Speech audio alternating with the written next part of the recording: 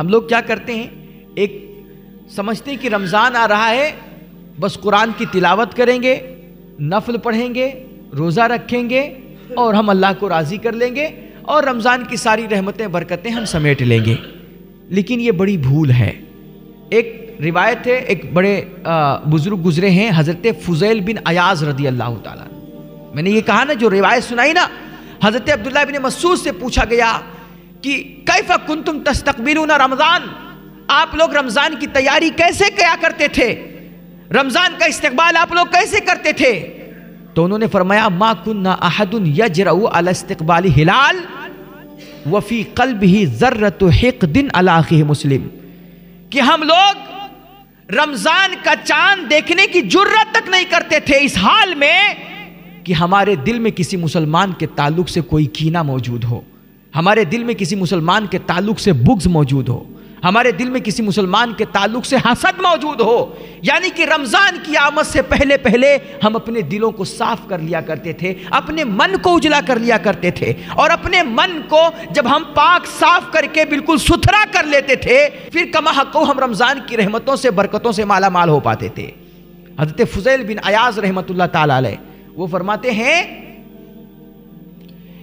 ان کی ایک روایت ہے، وہ کہتے ہیں لم یدرک عندنا من ادرک بکثرت صیام ولا صلاۃ.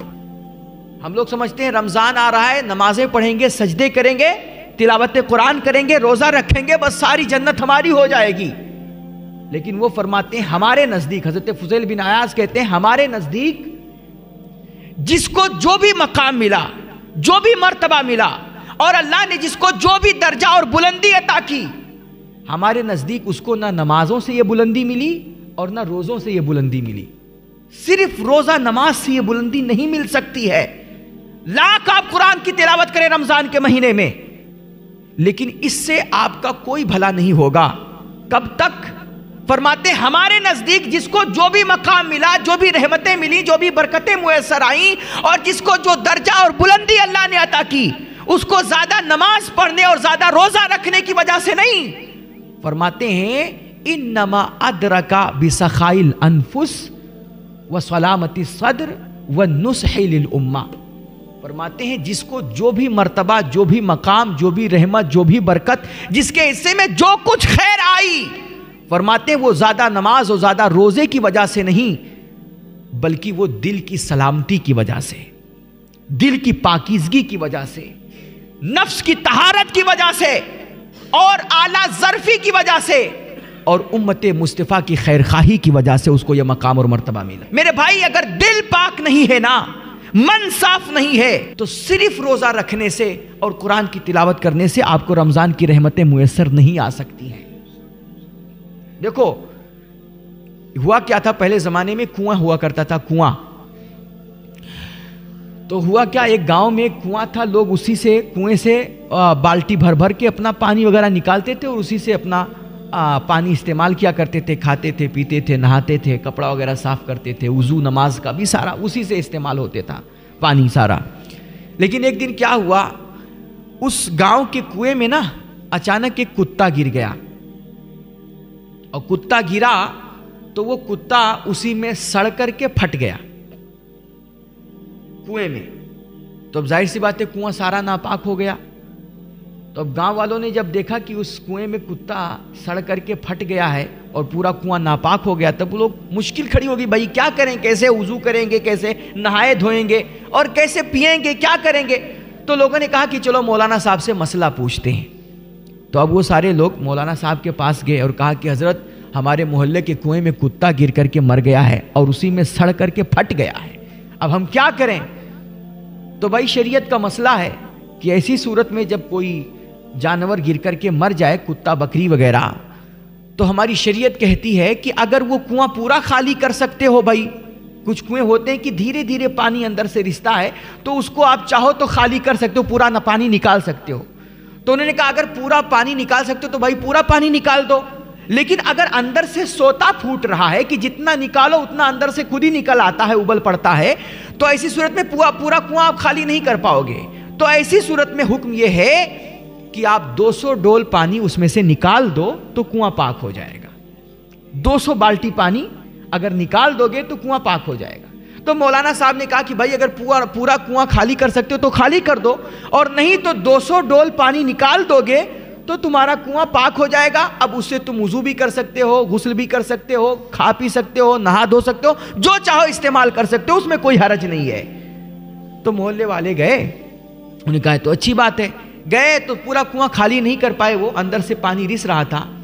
تو اس میں سے انہوں نے کیا کیا, 200 بالٹی پانی نکال دیا. تو لوگوں نے کہا بھائی تو مولانا صاحب نے مسئلہ بتایا, 200 ڈول پانی ہم نے نکال دیا تو اب کنواں پاک ہو گیا, تو لو بھائی چلو آپ پیو پانی. تو گلاس بھر کر کے ایک صاحب کو دیا, تو انہوں نے کہا نہیں بھائی ہم پہلے نہیں پیئیں گے, اب ان کو پلاؤ. تو انہوں نے کہا نہیں ہم بھی نہیں پیئیں گے. تو اب وہ ایسے ادھر ادھر کرتے تھے, کوئی پینے کے لیے تیار نہیں ہوا اس کنویں کا پانی. تو لوگوں نے کہا چھوڑو, کوئی پیے نہ پیے نا, ایسا کرتے ہیں چلتے ہیں پہلے مولانا صاحب کو ہی پلاتے ہیں. اب ایسے وقت میں پھر مولانا صاحب یاد آتے ہیں. بھائی جب کوئی آگے نہیں بڑھتا ہے تو مولانا مولوی بڑھائے دو آگے, جون ہوئی جون انہیں کے اوپر آئی. تو کہیں کہ جب کوئی نہیں پی رہا ہے تو چلو پہلے مولانا صاحب کو پلاتے ہیں, انہوں نے مسئلہ بتایا ہے تو ظاہر سی بات ہے اب وہ پیئیں گے. تو اب یہ لوگ پانی لے کر کے مولانا صاحب کے پاس پہنچے اور کہا کہ حضرت آپ نے کہا تھا کہ 200 بالٹی اگر پانی کنویں سے نکال دو گے تو کنواں پاک ہو جائے گا, تو ہم نے 200 بالٹی پانی نکال دیا ہے, اب آپ کے کہنے کے مطابق کنواں پاک ہو گیا ہے, تو لیجئے اب یہ پہلا گلاس آپ ہی پیجئے. تو مولانا صاحب نے کہا ہاں کوئی بات نہیں, شریعت ہماری کہتی پاک ہے تو پاک ہے, میں پی لیتا ہوں, لاؤ. تو انہوں نے گلاس میں پانی جب دیا نا تو اس میں دیکھا کہ بال, جب کتے کا جو بال تھا وہ سب اوپر ہی ٹہل رہا ہے, گھوم رہا ہے.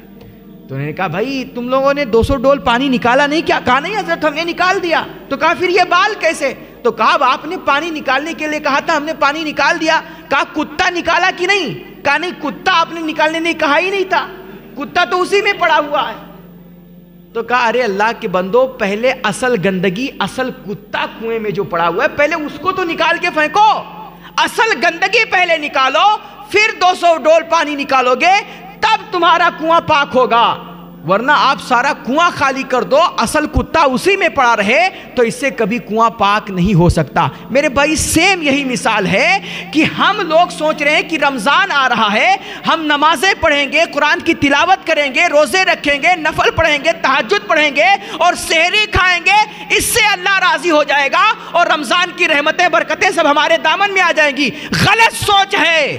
جب تک ہمارے دلوں سے یہ نفرت کا کتا نہیں نکلے گا, عداوت کا کتا نہیں نکلے گا, بغض کا کتا نہیں نکلے گا, اور دشمنیوں کا کتا نہیں نکلے گا, جو ہمارے دل کے کنویں میں یہ تمام طرح کی دلی غلاظتوں اور بیماریوں کا جو کتا پڑا ہوا ہے, جب تک ہم اس کتے کو نکال کر کے اپنے اصل دل کے کنویں کو پاک نہیں کریں گے, لاکھ سجدے کرتے رہیں, رمضان کی رحمتیں کبھی ہمیں میسر نہیں آئیں گی.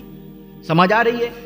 تو ہمیں کیا کرنا ہے؟ سب سے پہلے اپنے دل کو صاف کرنا ہے اور خلوص نیت سے اپنے رب کی بارگاہ میں حاضر ہونا ہے. اور ابھی سے دیکھو, میں نے بتایا نا کہ اللہ کے نبی علیہ الصلوۃ والتسلیم رجب کے مہینے سے ہی رمضان کی تیاری شروع کر دیتے تھے, چونکہ یہ ایک بڑا مقدس مہینہ ہے, بڑا بابرکت مہینہ ہے, بڑی خیر والا مہینہ ہے, بڑی برکتوں اور رحمتوں والا مہینہ ہے. اس میں چھما چھم اللہ کی رحمتیں برستی ہیں. اور انسان کو جب کسی بڑے مشن پہ جانا ہوتا ہے, کسی بڑے مقصد کے لیے نکلنا ہوتا ہے, اور کوئی بہت بڑا کام کرنا ہوتا ہے نا, تو 2-4-6 مہینہ پہلے سے اس کی ٹریننگ لینا شروع کر دیتا ہے, 2-4 مہینے سے پہلے سے اس کا مشق کرنا شروع کر دیتا ہے. رمضان آ رہا ہے, جب رمضان آنے والا ہوتا تھا میرے حضور رجب کے مہینے سے اس کی تیاری شروع کر دیا کرتے تھے. اور حضرت سیدہ عائشہ صدیقہ سلام اللہ علیہا فرماتی ہیں کہ رمضان کے علاوہ, فرض روزوں کے علاوہ باقی 11 مہینوں میں سب سے زیادہ میرے حضور جس مہینے میں روزہ رکھتے تھے وہ شعبان کا مہینہ ہے. شعبان کے مہینے میں کثرت کے ساتھ حضور روزہ رکھا کرتے تھے, تاکہ ابھی سے روزہ, شعبان کے 1-1.5 مہینہ پہلے سے روزہ رکھنا شروع کر دیں گے, تو جب رمضان کے روزے ہم پر فرض ہوں گے تو وہ روزہ رکھنے میں ہمیں دقت نہیں ہوگی, کیونکہ ابھی سے ٹریننگ ہو جائے گی, ابھی سے مشق ہو جائے گی. ورنہ ہم لوگ بڑا پلان کرتے ہیں کہ رمضان آئے گا تو پورا قرآن ختم کریں گے, ایک دن میں 10 پارہ پڑھیں گے, لیکن جب ہم کھول کر کے رمضان کے مہینوں میں قرآن کھول کر کے بیٹھتے ہیں, آدھا پارہ بھی نہیں پڑھتے, اس سے پہلے ہمیں نیند آنے لگتی ہے. کیوں؟ کیونکہ پورا سال 11 مہینے غفلت میں گزارے, پورا سال گزر گیا, قرآن اٹھا کر کے بھی دیکھنے کی توفیق نہیں ہوئی. اچانک جب قرآن لے کر کے بیٹھیں گے تو نیند تو آئے گی, اکتاہٹ تو ہوگی, بوریت تو ہوگی، اس لیے ابھی سے اس کی تیاری کرو تاکہ رمضان کا مہینہ آئے تو زیادہ زیادہ خیر سمیٹ سکو، زیادہ زیادہ ثواب کما سکو، زیادہ زیادہ اجر کما سکو اور اپنے اللہ کو راضی کر سکو۔ رمضان کی تیاریاں ہمیں آپ کو ابھی سے کرنا چاہیے۔ اللہ ہم سب کو سب سے پہلے اپنے دلوں کو پاک کرنے کی توفیق مرحمت فرمائے۔ ایک دوسرے کو معافی تلافی ابھی سے کر لیجئے بھیا، ہے نا۔